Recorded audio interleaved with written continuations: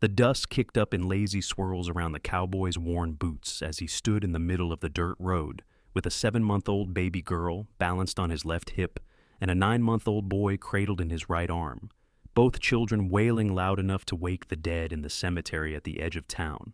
It was May of 1882 in a small settlement called Copper Ridge, nestled in the Arizona Territory, where the heat already pressed down heavy, even though summer had not yet fully arrived. The cowboy's name was Daniel Garrett, and he was 24 years old with sun-darkened skin, dark brown hair that curled at his collar, and eyes the color of strong coffee. His shirt stuck to his back with sweat, and his hat had fallen somewhere behind him in the street, but he could not bend down to retrieve it because both his arms were full of squirming, crying babies.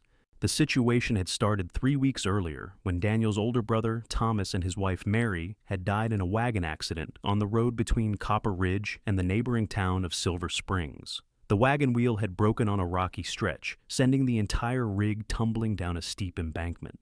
Thomas and Mary had died on impact, leaving behind their 2 babies, whom they had been traveling to bring to Mary's sister in Silver Springs.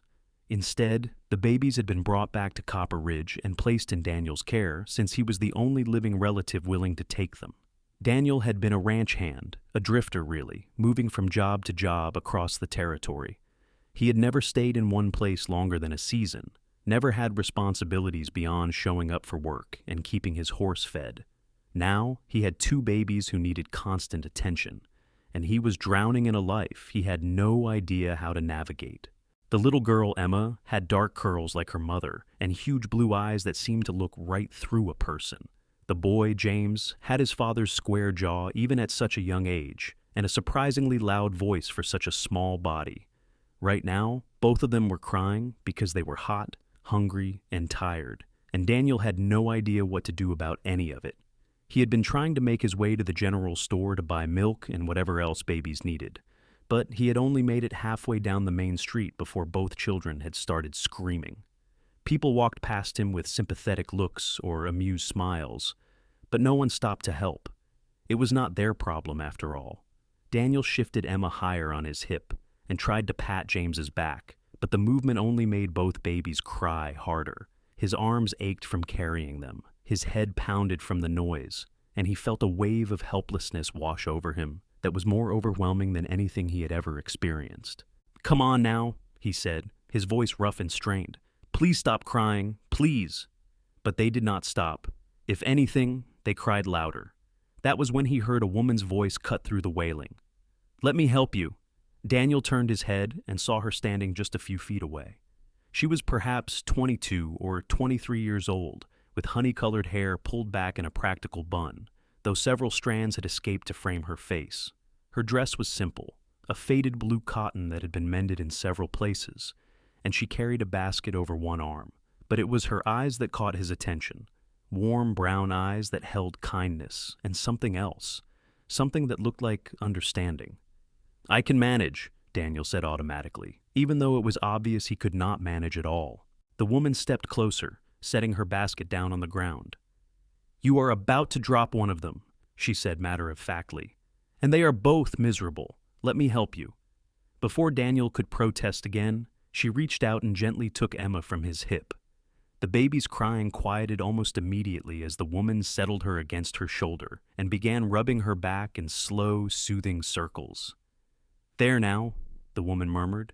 "There now, sweet girl. You are just too hot and tired, are you not?" Daniel stared at her, stunned by how quickly Emma had calmed down.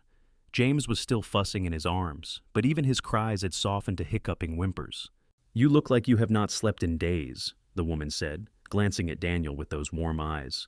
"Are these your children?" "My brothers," Daniel said, his voice hoarse. "He and his wife died 3 weeks back.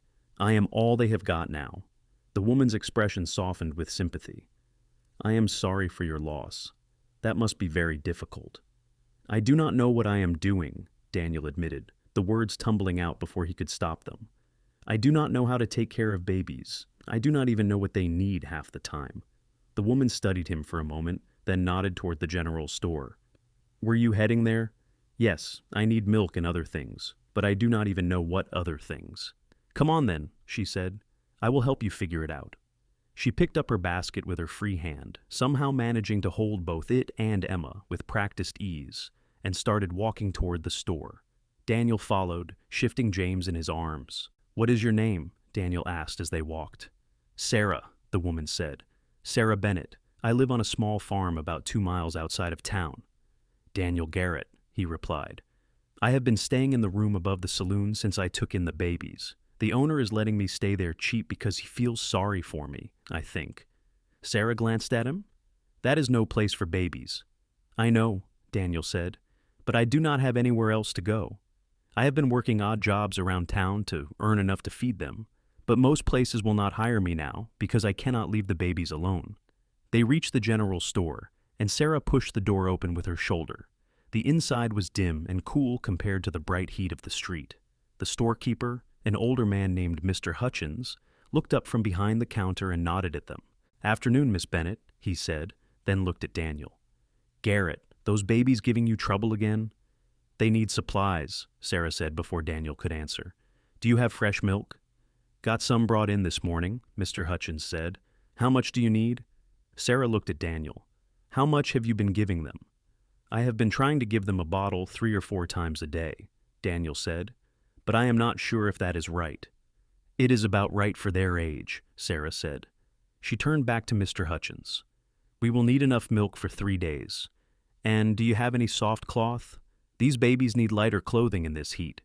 For the next 20 minutes, Sarah moved through the store, selecting items and explaining to Daniel what each one was for.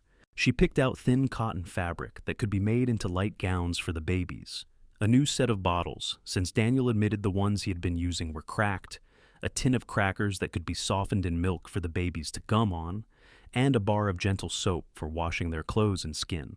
Daniel watched her work with a mix of gratitude and awe. She moved with confidence, her hands gentle but sure, as she held Emma, who had fallen asleep against her shoulder. When Sarah spoke to him, her voice was patient, never condescending, even though it was clear she knew far more about caring for babies than he did. "How do you know all this?" Daniel asked as Mr. Hutchins tallied up their purchases. "I helped raise my younger siblings," Sarah said. "There are 6 of us, and I am the oldest. I have been caring for babies since I was old enough to hold one." "That will be $4.60, Mr. Hutchins said. Daniel felt his stomach drop. He had maybe $3 to his name, and that had to last him the rest of the week. He opened his mouth to tell Mr. Hutchins he could not afford everything, but Sarah spoke first. "Put it on my account," she said. "I will settle up with you at the end of the month." "Sarah, no," Daniel said quickly. "I cannot let you do that." She looked at him with those steady brown eyes. "Those babies need these things. You can pay me back when you are able." "I do not know when that will be," Daniel said, feeling shame heat his face. "Then you will pay me back when you can," Sarah said simply.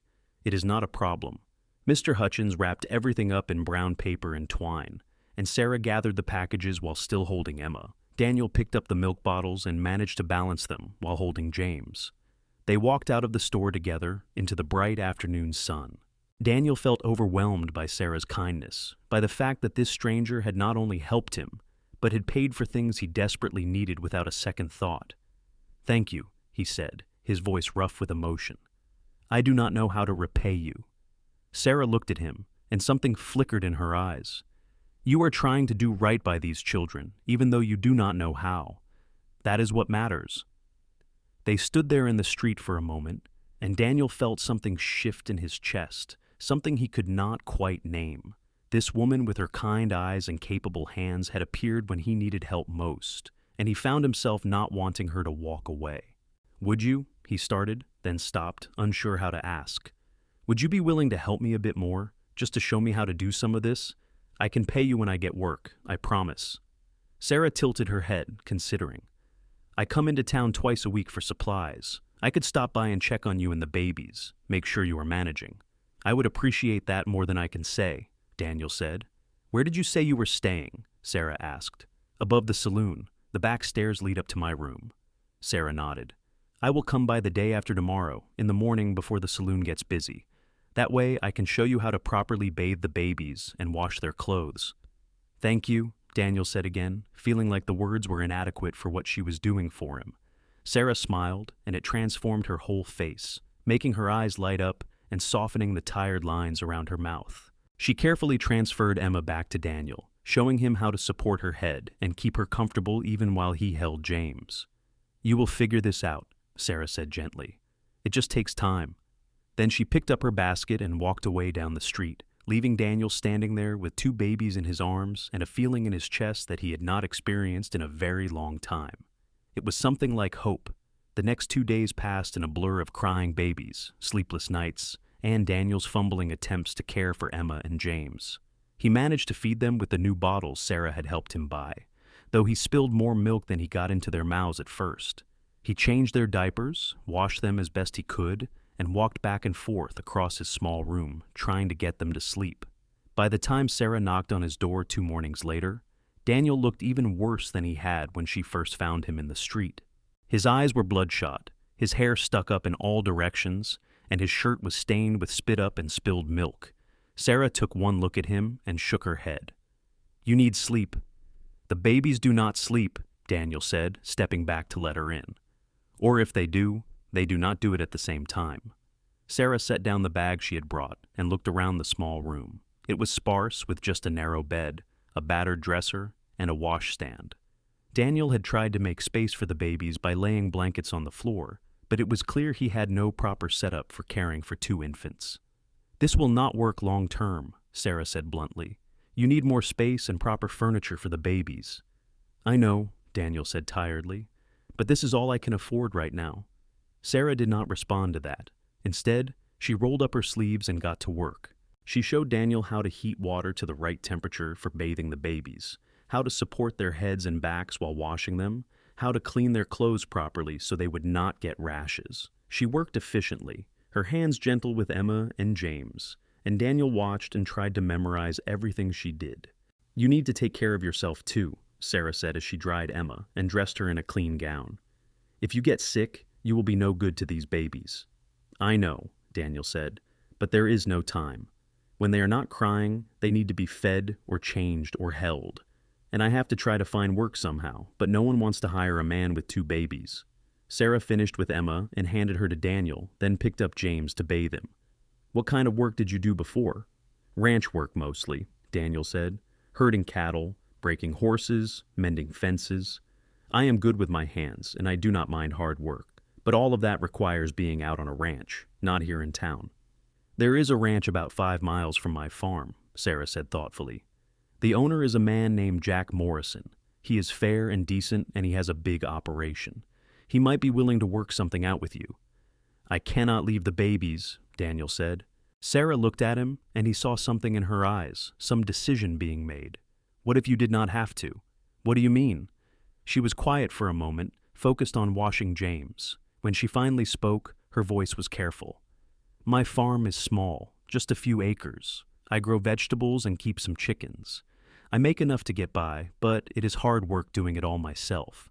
I could use help." Daniel stared at her. "Are you offering me a job?" "I am offering you a trade," Sarah said. "You help me with the heavy work on the farm, and I will help you with the babies. There is an old cabin on my property, nothing fancy, but it has 2 rooms and a fireplace. You and the babies could stay there." "Sarah, I cannot ask you to do that," Daniel said, even as hope flared in his chest. "You are not asking," Sarah said. "I am offering. And before you say no, think about what is best for Emma and James. They need stability and proper care, and you cannot give them that living in a room above a saloon." Daniel looked down at Emma, who was gazing up at him with those big blue eyes. He thought about the last 3 weeks, about how hard he had been struggling, about how he was barely keeping his head above water. Then he looked at Sarah, at this woman who had shown him more kindness than he had any right to expect. "Why are you doing this?" he asked quietly. Sarah finished rinsing James and wrapped him in a towel. "Because you need help, and I can give it. Because those babies deserve better than what they have right now. And because I know what it is like to feel alone and overwhelmed."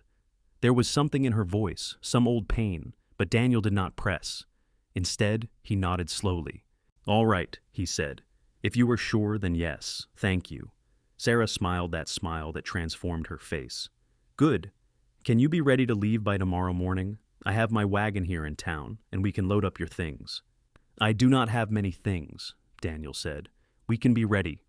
The next morning dawned clear and hot, and Daniel carried Emma and James down the back stairs of the saloon for the last time. Sarah was waiting with her wagon, a sturdy vehicle pulled by 2 horses. She had already loaded the few supplies Daniel had purchased, and she helped him settle the babies into a nest of blankets in the wagon bed, where they would be shaded from the sun. The ride to Sarah's farm took about an hour, and Daniel spent most of it watching the landscape roll by and trying not to think about how much his life had changed in just a few days. He had gone from a solitary drifter to a father of 2 babies to living on a farm with a woman he had just met. It was overwhelming, but when he looked at Emma and James, peaceful in their nest of blankets, he knew it was the right choice.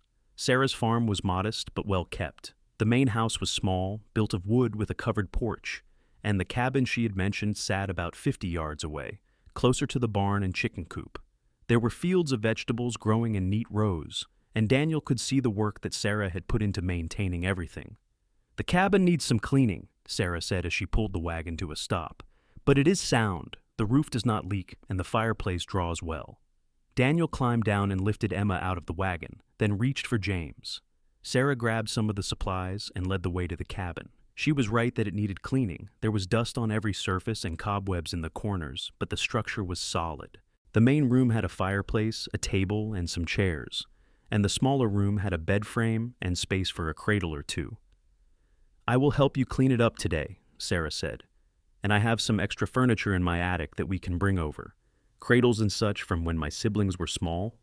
They spent the rest of the day making the cabin livable. Sarah proved to be a tireless worker, scrubbing floors and walls, while Daniel hauled water and carried furniture. The babies took turns fussing, and they traded off caring for them while working. By evening, the cabin actually looked like a home. There were clean curtains on the windows, 2 cradles in the bedroom, fresh linens on the bed, and dishes on the shelves. Sarah made dinner for all of them at her main house, a simple meal of stew and bread. But it was the best thing Daniel had eaten in weeks.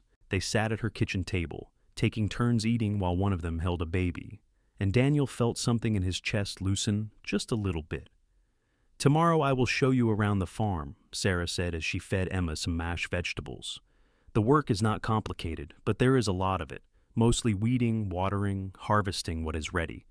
The chickens need to be fed and the eggs collected every day, and there is always something that needs fixing or building." "I can do all of that," Daniel said. "I am used to hard work." "I know," Sarah said. She looked at him, and again he saw that warmth in her eyes. "I can tell you are a hard worker. You would not have made it these past 3 weeks if you were not." After dinner, Daniel carried the sleeping babies back to the cabin and laid them in their cradles. He stood there for a long moment, watching them sleep, still hardly able to believe this was his life now. Then he stepped outside and sat on the small porch, looking up at the stars.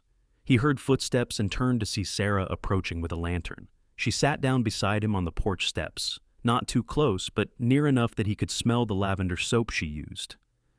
"It is a lot to take in," she said quietly. "Yes," Daniel agreed. "A month ago, I was working on a ranch in New Mexico, not a care in the world beyond where my next meal was coming from.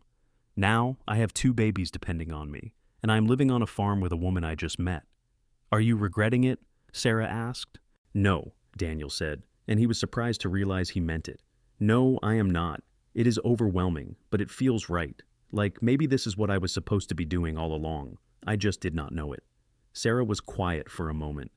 "I know what you mean. Sometimes life pushes us in directions we never expected, but that does not mean they are the wrong directions." "Is that what happened to you?" Daniel asked carefully.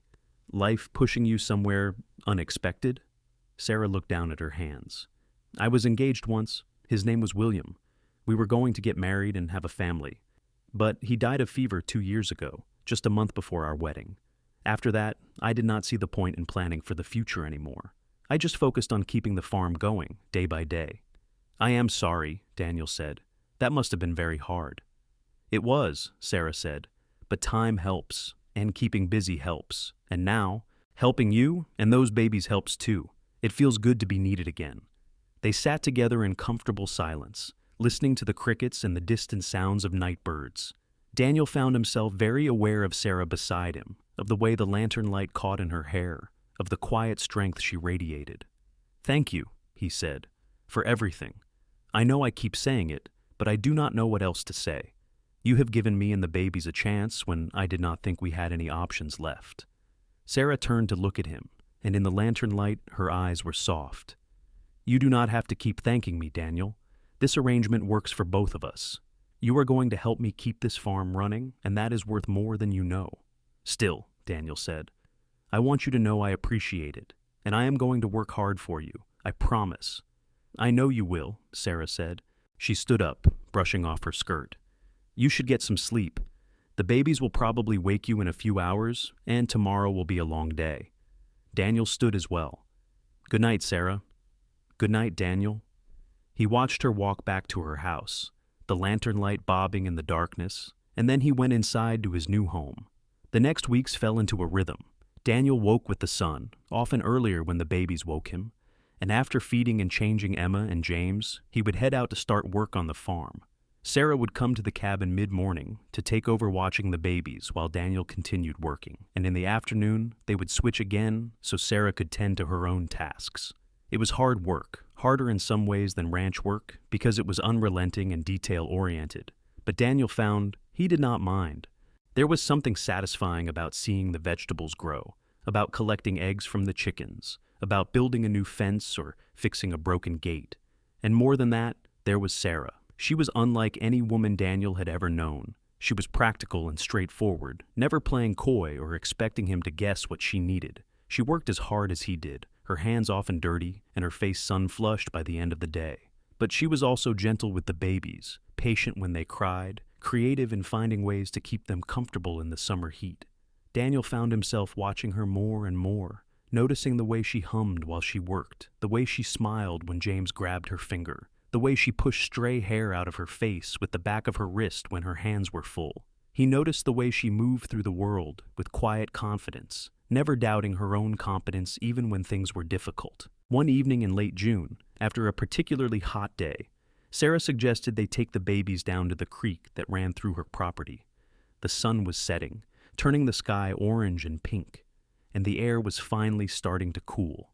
They walked down together, Daniel carrying James and Sarah carrying Emma, and when they reached the creek, Sarah sat down on the bank and pulled off her shoes, dangling her feet in the water. "This is the best part of the day," she said with a sigh. "When the heat finally breaks." Daniel sat beside her, close enough that their shoulders almost touched. He set James on a blanket and helped the baby explore the grass, keeping a careful hand on him so he would not tumble toward the water. "I used to come down here every evening when I was younger," Sarah said. "My siblings and I would swim and play until my mother called us back for supper. It was the only time we were not working." "It sounds like you had a good childhood," Daniel said. "I did," Sarah agreed. "It was hard. We never had much money, and there was always work to be done. But we were happy. My parents loved each other very much, and they loved us. That matters more than anything else." "Where are they now?" Daniel asked. "Your parents?" "They died in an outbreak of cholera 5 years ago," Sarah said quietly, "along with my youngest sister. The rest of my siblings moved away after that, found work in bigger towns, or got married. I was the only one who wanted to stay and keep the farm going."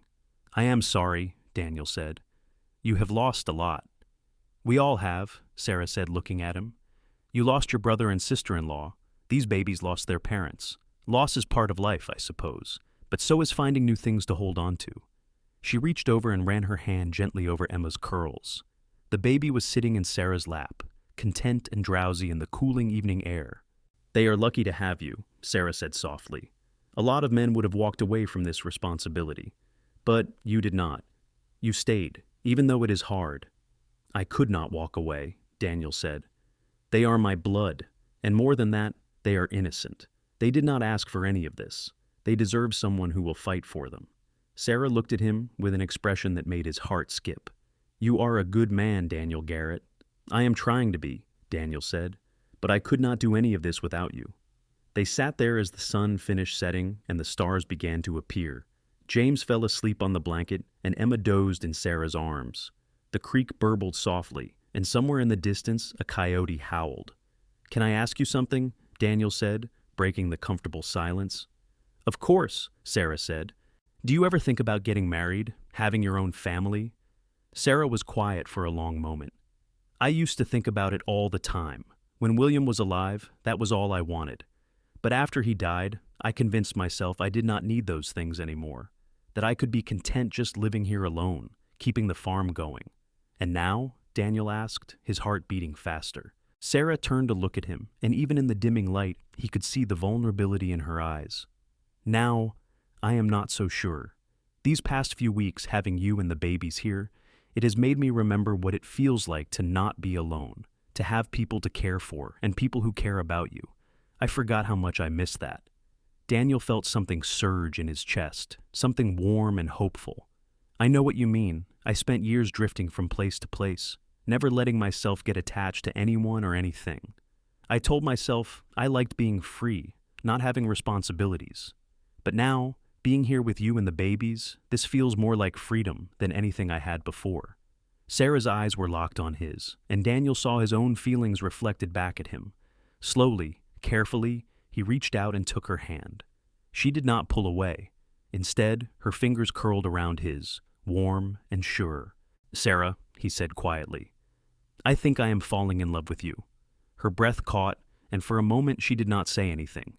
Then a smile spread across her face, soft and genuine, and more beautiful than anything Daniel had ever seen. "I think I am falling in love with you too," she whispered. Daniel leaned in slowly, giving her time to pull back if she wanted to, but she did not. She met him halfway, and when their lips touched, it was gentle and sweet and full of promise. The kiss was brief, almost chaste, but it felt like the beginning of something profound. When they pulled back, both of them were smiling. Emma stirred in Sarah's arms, and James made a soft sound in his sleep, and the moment was broken but not lost. They gathered up the babies and walked back to the cabin together, hands linked, the stars shining above them. After that night, things shifted between Daniel and Sarah. They were still careful, still proper, but there was an understanding between them now, an acknowledgement of what they meant to each other. They found excuses to touch, a hand on a shoulder, fingers brushing when they passed something between them. They lingered in conversations, finding reasons to stay near each other, even when the work was done. The babies thrived in this new environment. Emma learned to sit up on her own, and James started pulling himself up on furniture. They laughed more, cried less, and seemed to sense the happiness of the two people caring for them. Daniel worked harder than he ever had in his life, driven by the desire to prove himself worthy of Sarah and the life they were building together. He expanded the vegetable garden, built a new chicken coop, and repaired every broken thing he could find on the property. Sarah watched him work with appreciation in her eyes, and in the evenings she would cook meals that they would share, sometimes at her house and sometimes at the cabin, gradually blending their lives together. One night in late July, after a particularly good harvest that they had sold in town for a decent profit, Daniel asked Sarah to take a walk with him. They left the babies sleeping peacefully in the cabin, knowing they would hear them if they woke, and walked out into the fields under a bright moon.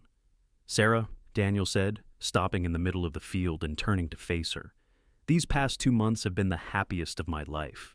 I never knew I could feel this way about someone. You have given me and those babies a home, a family, a future, and I want to make sure that future includes you." He reached into his pocket and pulled out a simple gold band.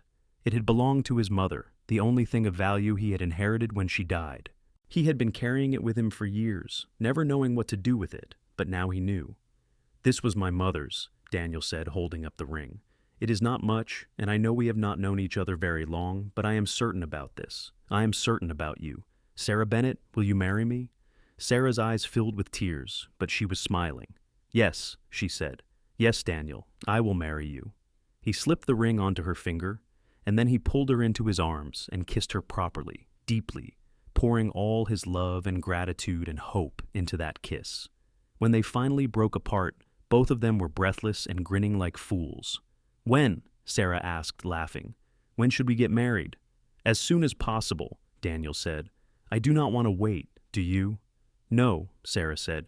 "I do not want to wait either. We have both waited long enough for happiness."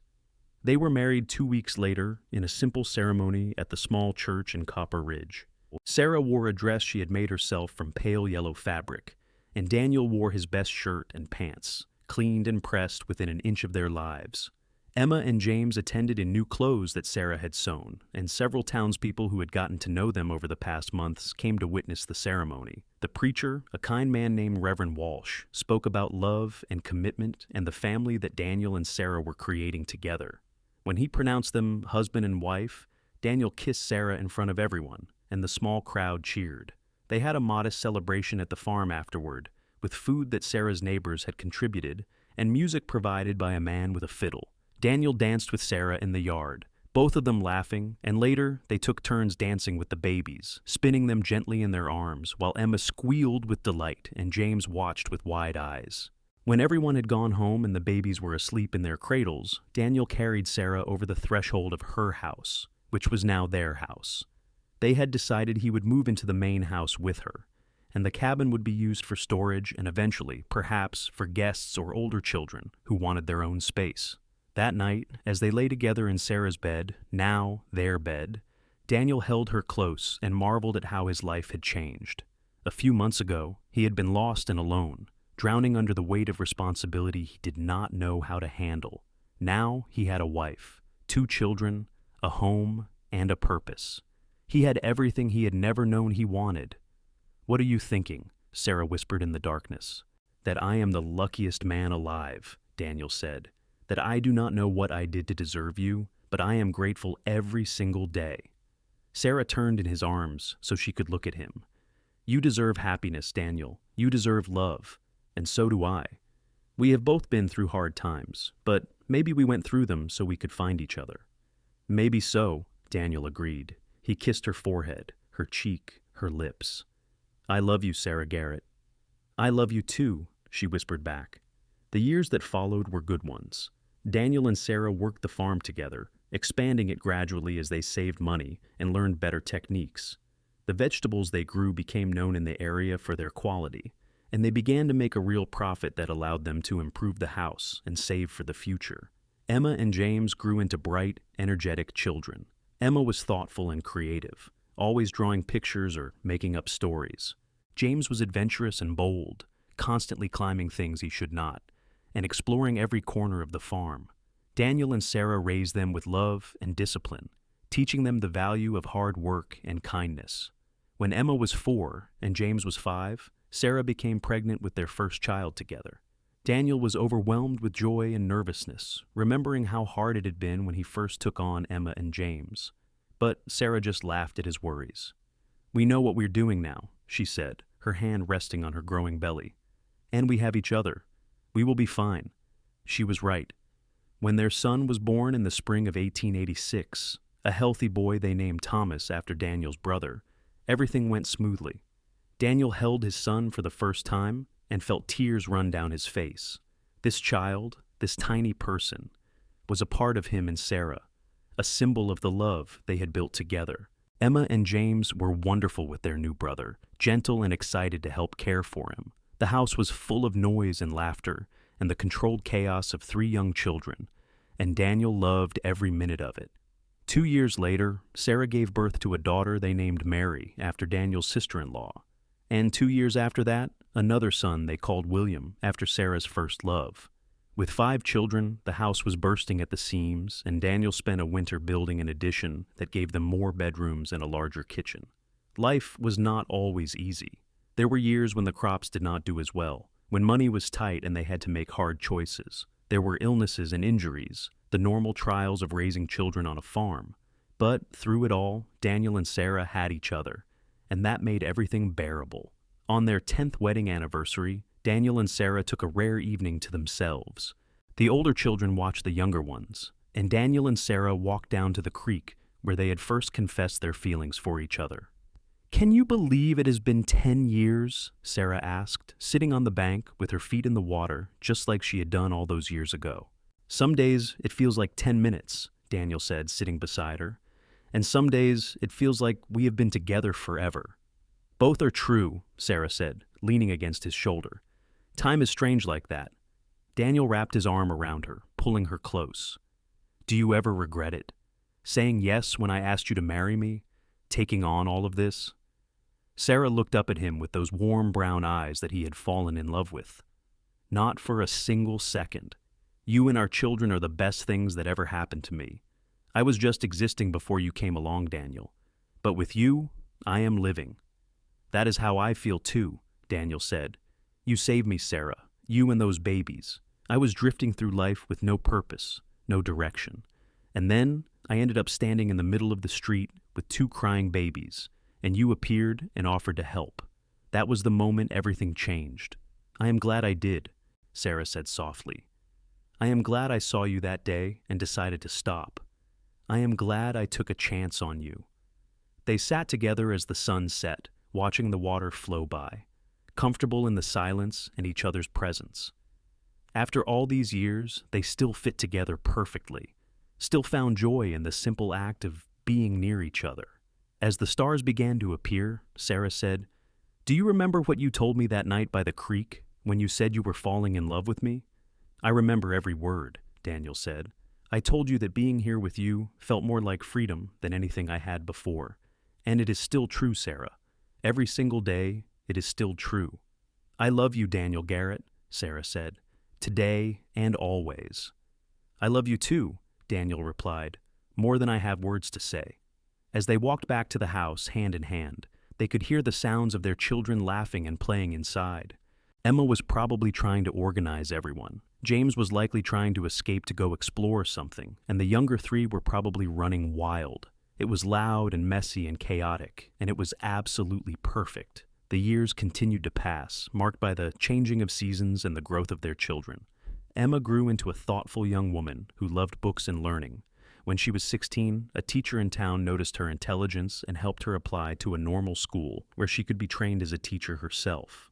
Daniel and Sarah were immensely proud when she was accepted, and though it was hard to let her go, they knew it was the right thing for her future. James followed more in Daniel's footsteps, loving the outdoor work and the physical challenges of farm life. When he was 18, he began courting the daughter of a neighboring farmer, a kind girl named Lucy. Daniel gave his blessing, seeing in James and Lucy some of the same connection he and Sarah had shared from the beginning. Thomas, Mary, and William grew into their own personalities, each one unique and special. Thomas was steady and reliable, always the first to volunteer to help with anything. Mary was spirited and fearless, often getting into minor trouble but always with good intentions. William was gentle and artistic, spending hours drawing and whittling wood into beautiful shapes. Daniel and Sarah guided them all with patience and love, drawing on their own experiences and the lessons they had learned. They taught their children the value of hard work, the importance of kindness, and the strength that comes from family. As Daniel moved into his 40s and then his 50s, he sometimes looked back on that day in Copper Ridge when he had stood in the street with 2 crying babies, overwhelmed and lost. It felt like a lifetime ago, like a different person entirely. That young man had been so uncertain, so afraid he was not capable of what was being asked of him. But Sarah had appeared and said, "Let me help you," and everything had changed. Those 4 simple words had been the beginning of a love story that had shaped the rest of his life. She had not just helped him with the babies that day. She had helped him become the man he was meant to be. One evening in the fall of 1902, when Daniel was 54 and Sarah was 53, they sat on the porch of their house watching the sun set over the farm they had built together. Emma was married now and teaching at a school in Tucson. James and Lucy were expecting their first child, living on Lucy's family farm, but visiting often. Thomas was courting a girl from town, and Mary had just started working at the general store. William, the youngest at 16, was inside doing his homework. "We did well," Sarah said, her hand in Daniel's. "Look at what we built, Daniel. Look at what came from that day when I found you in the street." "I think about that day a lot," Daniel admitted, "about how lost I was, how close I came to giving up. And then you appeared, like an answer to a prayer I did not know I was praying." "Maybe that is what love is," Sarah said thoughtfully. "Appearing when someone needs you most, offering help when they are too proud or too afraid to ask for it. You gave me something too, you know. You gave me a reason to open my heart again after I thought I had lost my chance at happiness." Daniel lifted her hand to his lips and kissed it gently. "I would do it all again in a heartbeat. Every hard day, every struggle, every moment of uncertainty. It was all worth it to end up here, with you." "Me too," Sarah said softly, As the sun dipped below the horizon, painting the sky in shades of orange and pink and purple, Daniel thought about the journey that had brought him here. From a solitary drifter to a father, from a father to a husband, from a husband to a man with a large, loving family and a home that was truly his. It had all started with 2 crying babies, his own inadequacy, and a woman brave enough to step forward and say, "Let me help you." And in helping him, she had saved him. She had given him everything. The following spring, James and Lucy welcomed their first child, a daughter they named Sarah after Daniel's wife. When Daniel held his granddaughter for the first time, he was transported back 20 years to that moment in the street in Copper Ridge when he had held Emma on his hip and James in his arms, terrified and overwhelmed. "You look like you have seen a ghost," Sarah said, watching him cradle the baby. "Just remembering," Daniel said, "remembering how far we have come." Sarah came to stand beside him, looking down at her namesake. "She is beautiful." "She is," Daniel agreed. "And James and Lucy are going to be wonderful parents. They have all the tools they need because of what we taught them." Over the next several years, their family continued to grow. Emma and her husband had 3 children. James and Lucy had 4. Thomas married his sweetheart, and they started their own family. Even Mary, who had sworn she would never settle down, eventually fell in love with a gentle man who worked at the bank, and they had 2 children together. Daniel and Sarah's house became the center of the family, the place everyone gathered for holidays and celebrations. The farm continued to produce good crops, though Thomas took over more and more of the daily work as Daniel's body began to slow down. Through it all, Daniel and Sarah remained devoted to each other. They still took walks down to the creek in the evenings when the weather was nice. They still sat on the porch and watched the sunsets. They still reached for each other in the night, finding comfort in touch and presence. When Daniel was in his 60s, he developed a persistent cough that worried everyone. The doctor in Copper Ridge examined him and said his lungs were weak, likely from years of working in the dust and heat. He would need to take it easier, avoid strenuous work, rest more. Sarah fussed over him like a mother hen, making him rest even when he protested that he was fine.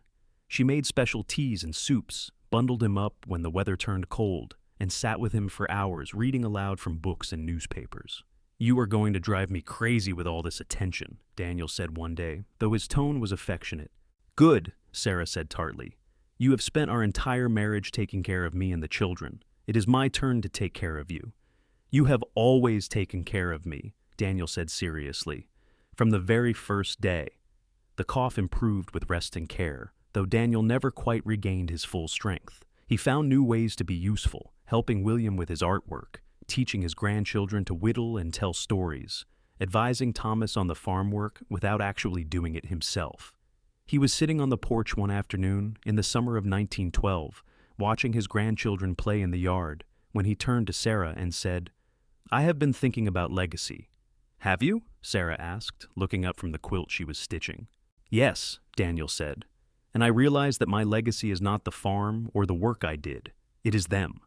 He gestured to the children playing, and their children after that. "It is the family we built, Sarah. That is what will last long after we are gone." Sarah set down her stitching and took his hand. "We built something good, did we not?" "We built something extraordinary," Daniel said, "and it all started because you were brave enough to help a stranger in need, because you saw me struggling and decided to step in." "I saw a man trying to do the right thing," Sarah said, "and I wanted to help him succeed. Best decision I ever made." They sat together in comfortable silence, watching the grandchildren play. Emma's oldest, a boy of 12, was organizing the younger children into some sort of game. James's daughter, the one named Sarah, was climbing a tree despite her mother's distant shouting to be careful. Thomas's twins were chasing chickens, and Mary's son was sitting in the grass examining a bug. "Look at all of this," Daniel said softly. "All of this life, all of this love. And it exists because 20 years ago, I was standing in a street with 2 crying babies, and you said 4 words. Let me help you." 4 words that changed everything, Sarah agreed.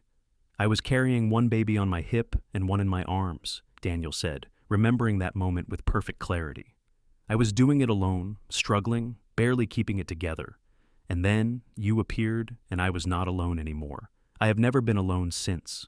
Sarah leaned her head against his shoulder. neither have I.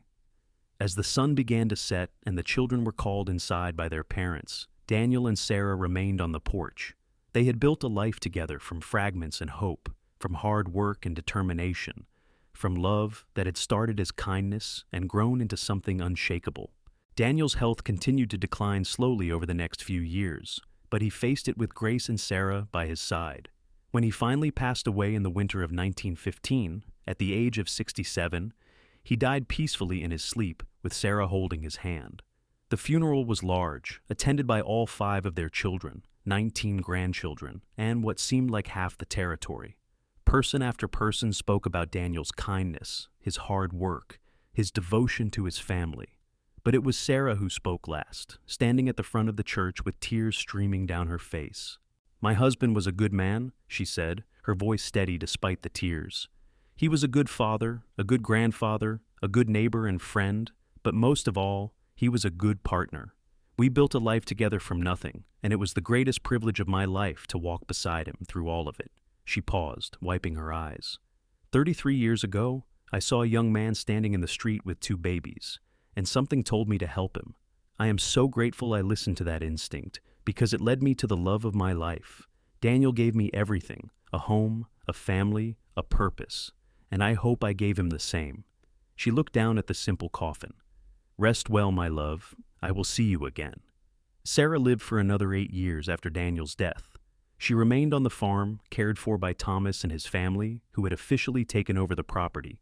She spent her days with her children and grandchildren, telling them stories about their grandfather, about the early days when they were building something from nothing. She often sat on the porch in the evenings, and sometimes the family would find her talking softly as if Daniel were still there beside her. And in a way, he was. He was in every board of the house they had built together, in every tree they had planted, in every child and grandchild that carried their legacy forward.